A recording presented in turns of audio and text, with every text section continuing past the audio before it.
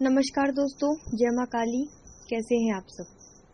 माँ काली का आशीर्वाद और उनकी कृपा सदैव आप सब पर बनी रहे। एक बार फिर से आप सबका स्वागत है मेरे YouTube चैनल काली माँ की बेटी में। दोस्तों, आज की वीडियो में जो हमारा चर्चा का विषय है वो ये है कि नवरात्रि में किस प्रकार हमें कलश की स्थापना करनी चाहिए, कलश स्थापना करने के क्या क्या नियम होते हैं। और सबसे ज्यादा सवाल जो मुझसे कमेंट में आप लोगों ने पूछा था वो ये था कि हमें कलश पर नारियल किस प्रकार से रखना चाहिए, नारियल का मुंह किस तरफ होना चाहिए। तो हमारे शास्त्रों में जो वर्णित है वो मैं आपको आज बताऊंगी कि नारियल का मुख किस ओर होना चाहिए। इससे पहले अगर आप पहली बार मेरे चैनल पर आए हैं तो मेरे चैनल को सब्सक्राइब करिए और बेल आइकन को भी प्रेस कर दीजिएगा ताकि मेरी आने वाली हर वीडियो आप तक सबसे पहले पहुंचे। साथ ही मेरे वीडियो को ज्यादा से ज्यादा लाइक करिए और शेयर करिए। तो चलिए फिर हम शुरू करते हैं आज के वीडियो को।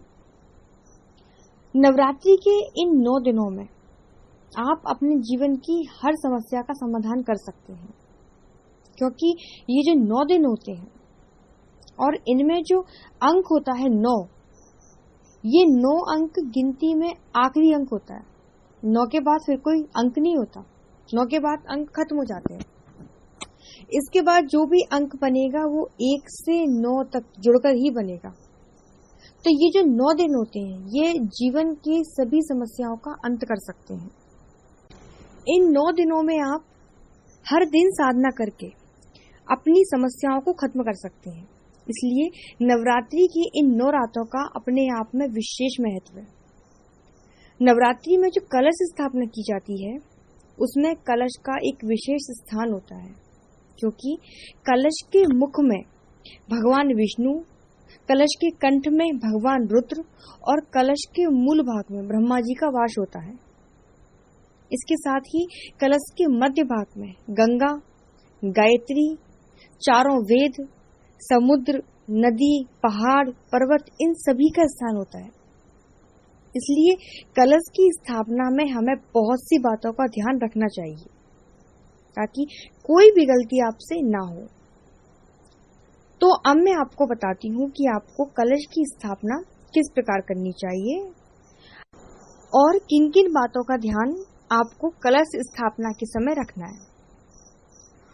आप जो कलश की स्थापना करेंगे और उसमें जो आप कलश लेंगे तो वो आप मिट्टी का ही लेना, क्योंकि कलश जो होता है मिट्टी का वो अति उत्तम होता है, सबसे बढ़िया होता है। क्योंकि मिट्टी का जो कलश होता है वो आने वाली तरंगों को अपने अंदर ही सोख लेता है। इसलिए आप कलश स्थापना के लिए मिट्टी का नया कलश ही यूज करें। तो सबसे पहले तो आप मिट्टी के कलश पर लाल सिंदूर या रोली से स्वास्तिक बनाएं। कलश पर स्वास्तिक आपको जरूर बनाना है, ये बहुत शुभ होता है। नवरात्रि की पूजा बिना कलश स्थापना के अधूरी मानी जाती है। ऐसा कहा जाता है कि कलश की उत्पत्ति समुद्र से हुई थी और कलश की महत्ता शास्त्रों में बहुत अधिक बताई गई है। तो स्वास्तिक बनाने के बाद आप कलश के मुंह पर कलावा बांधेंगे, जिसे मौली या आटी भी बोलते हैं, तो वो आपको बांधना है। कलश पर जब तक आप कलावा नहीं बांधेंगे तो वो पूरा नहीं माना जाता। तो आपको कलश के मुख पर कलावा जरूर बांधना है। इसके बाद आप कलश के अंदर गंगा जल डालेंगे और थोड़ा सा साधारण जल भी आपको उसके अंदर डालना है।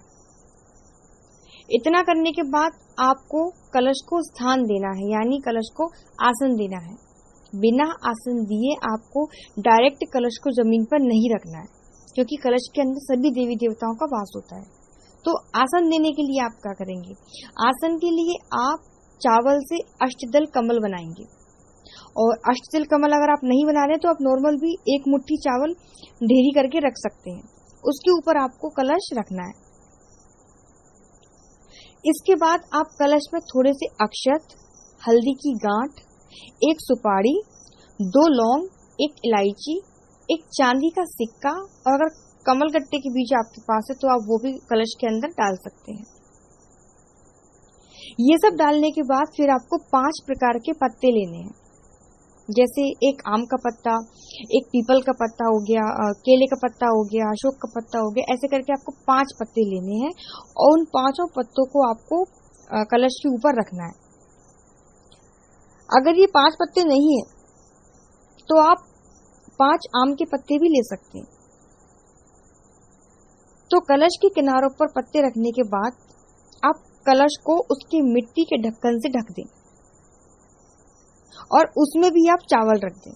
अब इन चावल के ऊपर आपको नारियल रखना है। तो सबसे पहले तो आपको नारियल पर कलावा बांधना है और उस पर लाल रंग का वस्त्र या लाल रंग की चुनरी लपेटनी है। अब जो मेन टॉपिक है, जिसमें ज्यादातर लोग गलती कर देते हैं कि नारियल आपको कलश पर कैसे रखना है, वो मैं आपको बताती हूँ शास्त्रों के प्रमाण के साथ। हमारे शास्त्रों में कहा गया है कि अधोमुखम शत्रु विवर्धनाय ऊर्ध्वस्य वक्त्रम बहुरोग वृद्धि प्राची मुखम वित्त विनाशनाय तस्माच्छुवम सम्मुख नारी केलम। अर्थात नारियल को कलश के अधोमुख करके रखने से शत्रु विवर्धनाय यानी शत्रुओं में वृद्धि होती है। इसलिए नारियल को कलश पर कभी भी नीचे मुख करके नहीं रखना चाहिए और ना ही उसे ऊपर की तरफ खड़ा करके रखना चाहिए। बहुत से लोग नारियल को खड़ा करके रख देते हैं, जिसके बारे में हमारे शास्त्र कहते हैं ऊर्ध्वस्य वक्त्रम बहुरोग वृद्धि। ऊपर की तरफ नारियल का मुख करके रखने से बहुत सारे रोगों की वृद्धि होती है। इसलिए नारियल को ऊपर की तरफ भी करके नहीं रखना चाहिए। अब आप सोचो कि नारियल के मुख को आप पूर्व दिशा में करेंगे, इस तरफ करके रखेंगे पूरब की ओर, तो वो शुभ होगा। तो हमारे शास्त्रों में वर्णित है प्राची मुखम वित्त विनाशनाय, मतलब पूर्व दिशा की ओर अगर आप नारियल का मुख करते हैं तो वो धन का विनाश करता है। इसलिए आपको नारियल का मुख पूर्व दिशा की ओर करके भी नहीं रखना चाहिए। तो फिर अब कैसे नारियल को रखना है?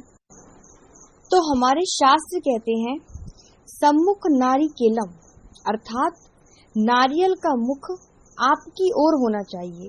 आप जिस तरफ बैठेंगे नारियल का मुख आपकी तरफ होना चाहिए। तस्मात् शुभम सम्मुख नारी केलम, नारियल का मुख यजमान के सम्मुख होना शुभ बताया गया है, हमारे शास्त्रों में ऐसा वर्णित है। इसलिए आप जब भी कलश स्थापना करें तो नारियल का जो शिखा वाला भाग होता है, त्रिनेत्र वाला जो भाग होता है, वो पूजा करने वाले साधक को अपनी ओर करना चाहिए। तो आपको समझ आ गया होगा कि आपको कलश पर नारियल को कैसे रखना चाहिए। एक बात मैं आपको बताना भूल गई कि कलश की स्थापना आपको पूर्व या उत्तर पूर्व दिशा में करनी है, वो शुभ होता है। तो इस प्रकार आपको कलश की स्थापना करनी है और सुबह शाम रोज कलश की भी आपको पूजा आरती करनी है, क्योंकि उसमें सभी देवी देवताओं का वास होता है। कलश की स्थापना का शुभ मुहूर्त क्या है ये मैंने आपको पहले वीडियो में बता दिया था। अगर आपने वो वीडियो नहीं देखा है तो मैं उसका लिंक आपको डिस्क्रिप्शन में दे दूंगी, आप उसे भी जाके देख सकते हैं। साथ ही नवरात्रि से जुड़े मैंने सारे वीडियो बना दिए हैं, आप उन्हें भी जाके देख सकते हैं। अगर आपके मन में अब भी कोई सवाल है तो आप मुझे कमेंट के माध्यम से पूछ सकते हैं, और अगर आप हमसे सीधे बात करना चाहते हैं तो आप हमारे टेलीग्राम ग्रुप से भी जुड़ सकते हैं। उसका लिंक भी मैं आपको कमेंट सेक्शन के फर्स्ट कमेंट में पिन कर दूंगी, वहां से आप ज्वाइन कर सकते हैं। उम्मीद है आपको आज की जानकारी अच्छी लगी होगी। अभी के लिए इतना ही। वीडियो को लाइक जरूर करिएगा और कमेंट में माँ के जयकारे सबको लगानी है। तब तक के लिए आप सभी को जय माता दी, सभी को धन्यवाद।